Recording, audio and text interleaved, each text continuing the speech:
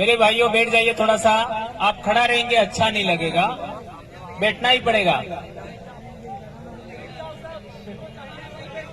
हमारे उधर अनपढ़ आदिवासियों ने गीत बनाया था।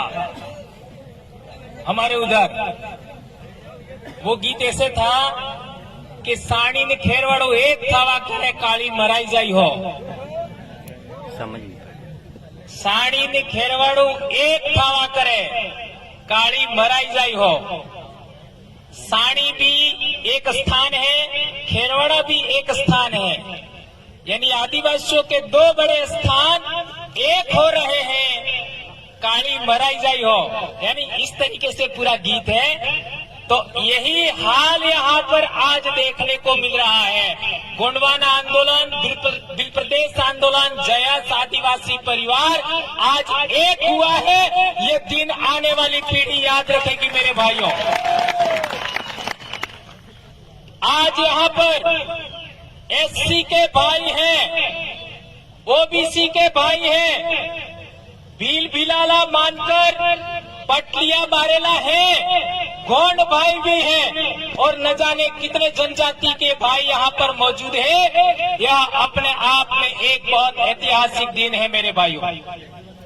आज के दिन ये टेक्निकल बहुत सारी बातें उनका ख्याल रखिएगा जो मैं आपके बीच में रखना चाहता हूँ। आज के दिन हमारे महापुरुष का शहादत दिवस है, लेकिन हम लोगों को इसे राष्ट्रीय आदिवासी स्वायत्तता दिवस के रूप में मनाना होगा। इकोनॉमी, हमारे पूर्वज किसके लिए लड़े? हमारे लिए, हमारी इकोनॉमी के लिए लड़े, हमारी स्वायत्तता के लिए लड़े। तो हमें आज के दिन को पूरे देश में राष्ट्रीय आदिवासी स्वायत्तता दिवस के रूप में हमें मनाना होगा। ये मैं आप लोगों के बीच में कहना चाहता हूँ। साथियों, अगस्त महीने में विश्व आदिवासी दिवस, सितंबर महीने में विश्व आदिवासी अधिकार दिवस, अक्टूबर महीने में हम लोग जानते ही हैं राणा पूजा भील जयंती, नवंबर महीने में हम लोग जानते हैं बिरसा मुंडा जयंती, और दिसंबर में ये कार्यक्रम, और जनवरी में हमारा राष्ट्रीय सम्मेलन। इस तरीके से चरणबद्ध कार्यक्रम पूरे आदिवासी बेल्ट में होना चाहिए और आप करोगे ये प्रण लेकर के यहाँ से जाइएगा। कुछ महत्वपूर्ण बातें आपके बीच में रखना चाहता हूं। हम लोग एक चीज को आज तक नहीं पकड़ पाए, ये ध्यान से समझिए। एक चीज को आज तक हम पकड़ नहीं पाए। हम लोग कहते तो हैं कि आदिवासी महान पूर्वज थे, आदिवासी पूर्वज कभी हारे नहीं। हम लोग ये भी कहते हैं कि हम लोग किसी के गुलाम नहीं हुए। लेकिन मेरे भाइयों, हम लोग यदि पहाड़ियों में आए हैं, आपका दुर्गम इलाके में आए हैं, तो कहीं न कहीं हमारा विस्थापन जरूर हुआ। इस बात को हमें स्वीकार करना पड़ेगा। ओबीसी समाज की जब भी हम बात करते हैं तो ओबीसी समाज के साथ भेदभाव हुआ, एससी समाज के साथ शोषण हुआ और आदिवासी के साथ में आपका विस्थापन हुआ। यदि ये तीन प्रकार के पीड़ित लोग यदि एक हो जाते हैं तो आप इस देश में शासक वर्ग बन सकते हैं। क्या आप लोग इस देश का शासक वर्ग बनने के लिए, हुक्मरान बनने के लिए तैयार है क्या? ये प्रण लेकर के आपको यहाँ से जाना होगा। तो इसके मार्ग में दिक्कत क्या है, इसको मैं थोड़ा सा समझाना चाहूंगा। एक बहुत महत्वपूर्ण बात, देश भर में कोई भी सामाजिक कार्यकर्ता, हमारे साथ ये एट्रोसिटी हुई, हमारे साथ ये दमन हुआ, ये शोषण हुआ, ये चीज एससी के लोग भी बोलते हैं, ओबीसी के लोग भी बोलते हैं, आदिवासी लोग भी बोलते हैं, लेकिन वो लोग एक चीज का आज तक तोड़ नहीं निकाल पाए, वो है साम दाम दंड भेद की नीति। साम की नीति क्या है आप जानते हैं, दंड की नीति क्या है वो जानते हैं, दान की नीति क्या है वो जानते हैं। अभी भी आपने देखा पैकेट बट रहे थे, बट रहे थे क्या? पानी बिक रहा था, ये देख रहे हैं ना। यहाँ पर किसी ने अभी तक पैकेट नहीं बांटा है, यहाँ पर किसी ने अभी तक पानी नहीं बांटा है। तो ये आप लोग ये क्या कहते हैं, इन 3 नीतियों को तो समझते हैं, लेकिन भेद नीति क्या है, क्या उसके बारे में हम जानते हैं? यही चीज मैं सबसे पहले क्लियर करना चाहता हूँ। इस चीज को समझे बगैर हम लोग कभी भी सफल नहीं हो सकते। भेद नीति क्या है? हिरण्यकश्यप के बारे में आप जानते हैं? उनके पिताजी का नाम क्या है? पिताजी का नाम क्या है? हिरण्यकश्यप, हिरण्याक्ष, होलिका, ये भाई बहन है। उनके पिताजी का नाम क्या है? अननोन। यही अज्ञान हमारे लिए सबसे बड़ा खतरा है। यही खतरा है। 2 माएं हैं, एक मां से दैत्य पैदा हुए, एक मां से देव पैदा हुए। बाप एक है, बाप एक है। अब सवाल पैदा होता है कि हिरण्यकश्यप को मारा तो अपने पक्ष में देवों ने किसको लिया था? उसके बेटे को। क्या नाम है?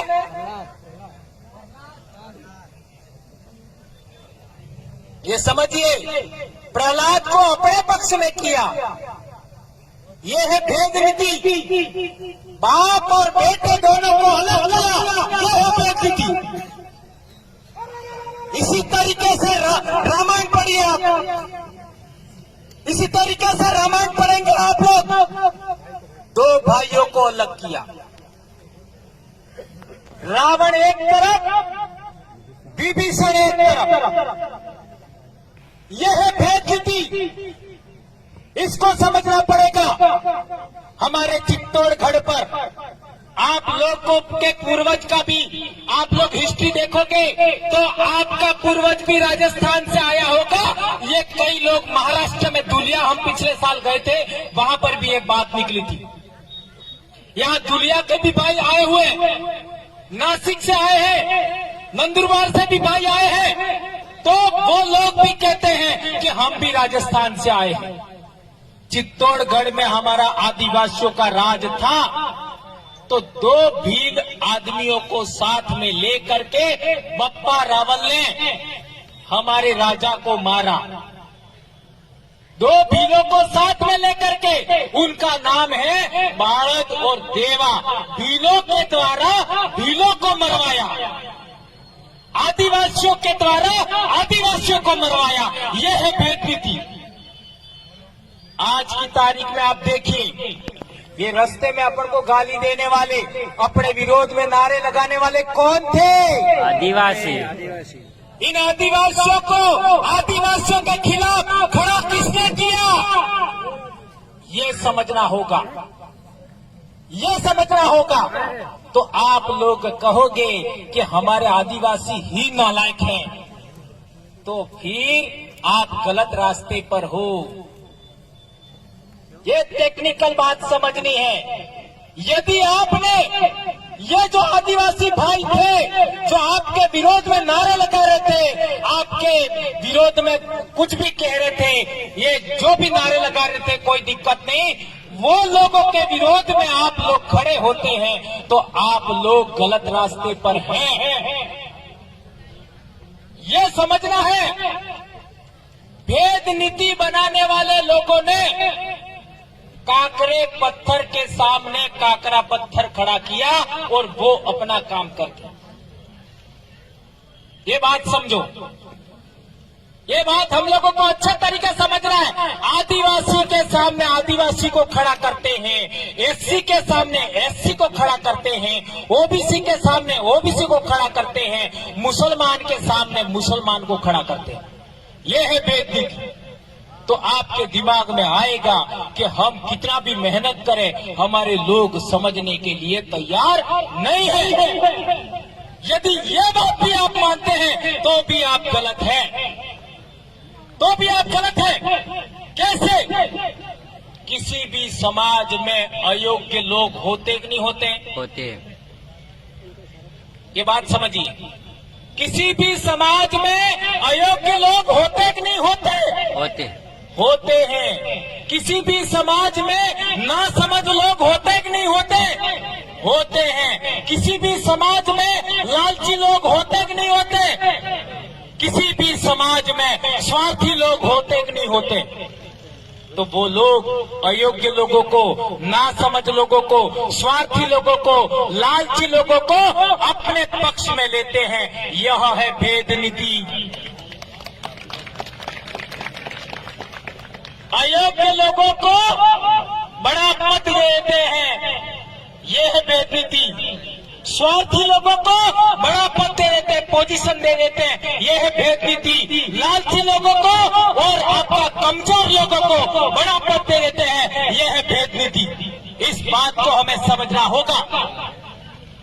ये बात जिस दिन आपने समझ ली तो आप भेद नीति को अच्छे तरीके समझ सकते हैं। तो वो लोग हैं आपके विरोध में अयोग्य लोगों को खड़ा कर रहे हैं, आपके विरोध में स्वार्थी लोगों को खड़ा कर रहे हैं, आपके विरोध में कमजोर लोग, मानसिक रूप से कमजोर लोगों को खड़ा कर रहे हैं। तो आपकी ड्यूटी क्या होनी चाहिए?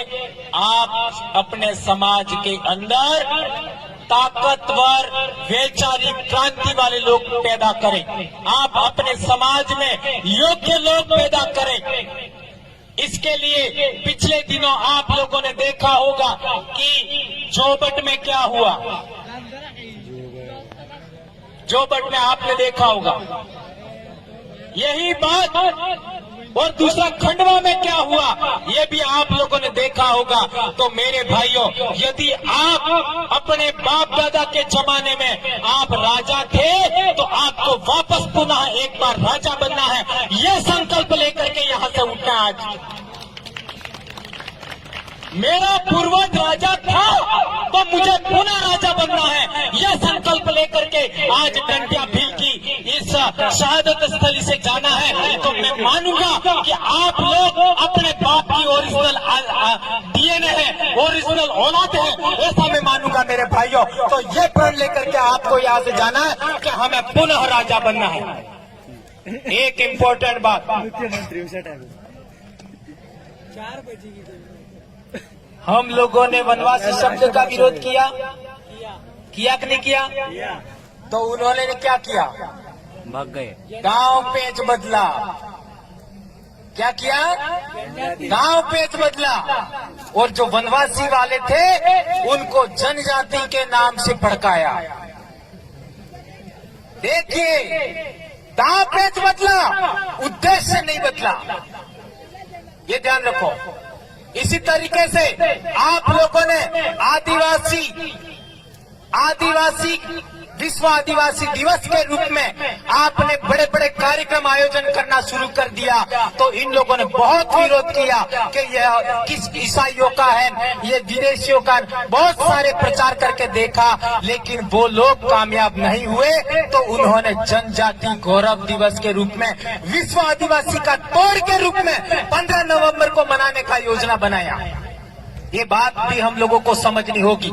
एक इम्पोर्टेंट बात और, आदिवासी समुदाय का यदि जागरण करना है तो हम लोगों को व्यक्ति केंद्रित काम करना बंद करना होगा, समुदाय केंद्रित काम करना होगा।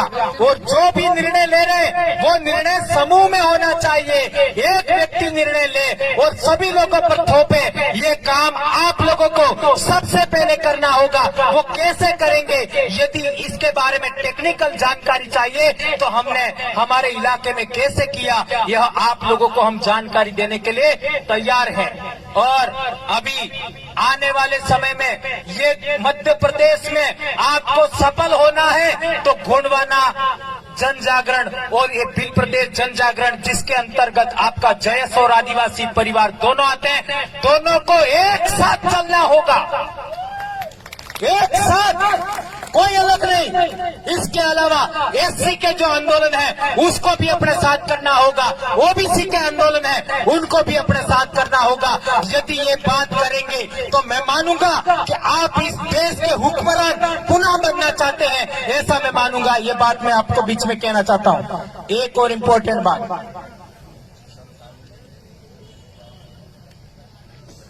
राजनीति को वो लोग 3/4 विजय मानते, यानी राजनीतिक सीट जीती तो वो लोग 3/4 विजय हासिल हुआ ऐसा मानते हैं। कितना? 3/4। और धार्मिक विजय हुई तो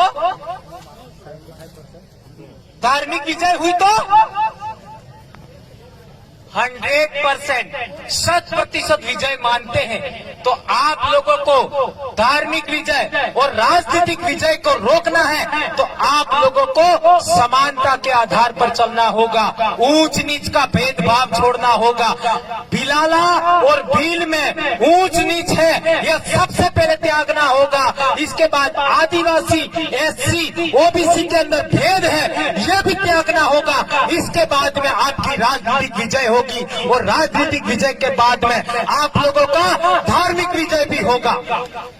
ये बात आप लोगों को अच्छे तरीके समझना है। और एक इम्पोर्टेंट बात कि समानता की बात करने के साथ साथ आपकी सांस्कृतिक विजय के लिए भी आप लोगों को काम करना होगा। हमारी संस्कृति को प्रधान मानना होगा।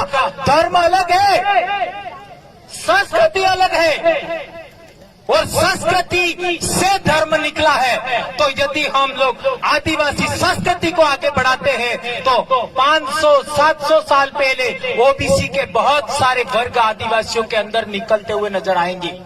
इतिहास में 1000-2000 साल पहले एससी के बहुत सारे वर्ग आपके समाज के अंदर से निकलते हुए आएंगे और आपको अंततः गणतंत्र की जो पद्धति है उस पर आना पड़ेगा।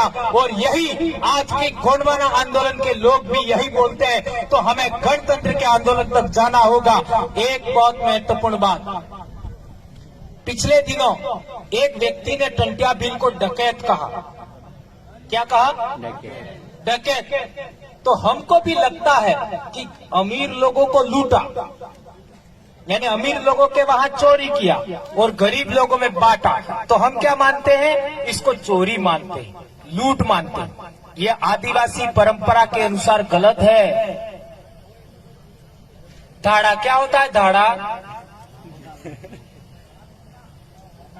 गाम नो गमेती, धाड़ा नो धड़वई ने फौज नो लाडो। धाड़ा नो धड़वई, धाड़ा क्या होता है? ओ भाई हुआ तो आपने वाला बता दो।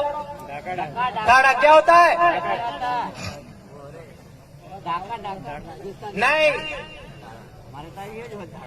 जब हमारे समाज के अंदर अकाल की स्थिति बन जाती है, समाज के जिंदा रहने का प्रश्न खड़ा हो गया, अस्तित्व का सवाल खड़ा हो गया, तो जो धाड़ा का धड़वई यानी जो सबसे योग्यतम आदमी होता है, सबसे कबीले का योग्यतम कहने को ताकतवर और सबसे ज्यादा सुरक्षा करने में काबिल आदमी होता है, उसकी पत्नी उसको चूड़ियां देती है। आप पेरी लोहे चूड़ियां, उसकी पत्नी क्या देती है? चूड़ियां देती है उसको। आप पेरी लो है। तो उसको प्रेरित कौन करता है? उसकी खुद की महिला। फिर वो क्या करता है? बहुत बड़ा संकट आ गया, सारे कबीले के लोगों को बुलाता है। ये समझिए टेक्निकल बात। सारे कबीले के लोगों को बुलाता है और बुलाने के बाद कहता है कि अब हमारे पशु मरने लगे। ये हमारे गीत है, उधर बिलों में हमारे दक्षिणी राजस्थान में गीत है, आज भी जिंदा है। तो फिर भैंसें मरने लगी हैं, गायें मरने लगी हैं, बच्चे मरने लगे हैं, औरतें मरने लगे हैं, बूढ़े बुजुर्ग मरने लगे हैं, अब हमें क्या करना चाहिए? ऐसा फिर सभी लोग एक मत होते हैं। इसको कहते हैं एक जीवन्या। एक जीवन्या यानी मर जाएंगे तो मर जाएंगे, लेकिन हम बदलेंगे नहीं। ऐसे एक लक्ष्य केंद्रित लोग होते हैं, उनकी टोली बनाई जाती है। और फिर आसपास में कौन से गांव में, कौन से कस्बे के अंदर अनाज मिलेगा, उस कस्बे के अंदर भरी दोपहरी में एक तो तीर और एक चूड़ियां और फूंदी, फूंदी का मतलब समझते हैं, राखी नुमा होता है, वो दे आते हैं दोपहर